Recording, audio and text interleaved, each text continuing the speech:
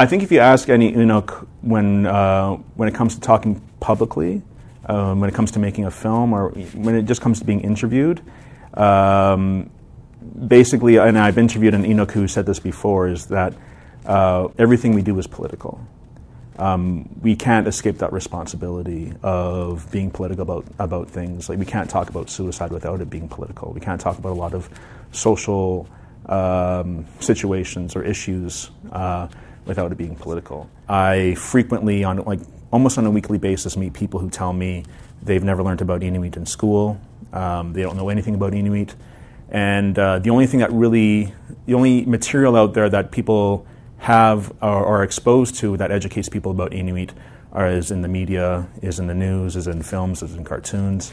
And a lot of that is inaccurate. A lot of that misrepresents Inuit. And a lot of that is actually telling stories about Inuit but not coming from Inuit themselves. So we don't have agency in those cases.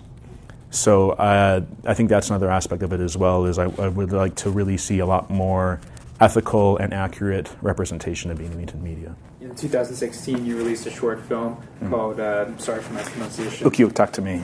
Yeah, Ukiuktaqtumi? Ukiuktaqtumi. Ukiuktaqtumi, Reclaiming Our Voice, which was intended as a reaction to Dominique Gagnon's Of the North. What were some of the major issues you identified with Gagnon's depiction of Inuit societies, and how did your film provide a more accurate representation of the community? There's a lot to answer there. I don't know how long this is, but I'll keep it short. Well, basically, the filmmaker said that he was taking an anthropological look at Inuit. He said in previous interviews before controversy started that he's been working with Inuit communities. That wasn't true. He later confessed that he's never worked with any Inuit. He doesn't know any Inuit. The only thing he knows about Inuit was the documentary film Nanook of the North from the 1920s. I did some fact checking. I found the majority of the videos he used in his film.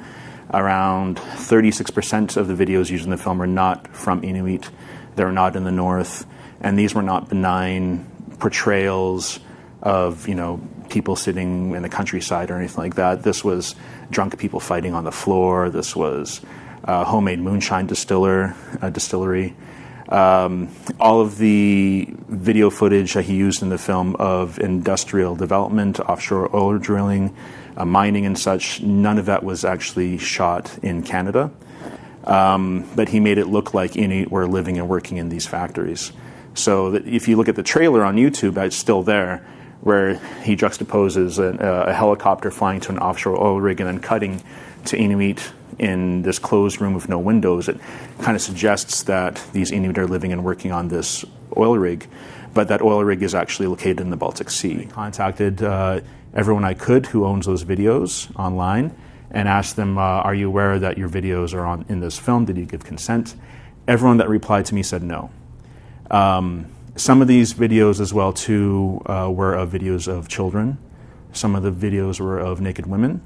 And that is a criminal offense in Canada under Article 162.1. Also, one of the children I found out was also in the foster system.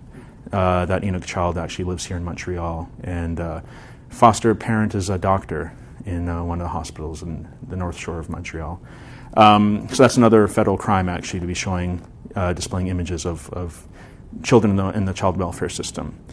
However, no one has really done much about that in terms of legal cases. We tried to seek legal counsel for that.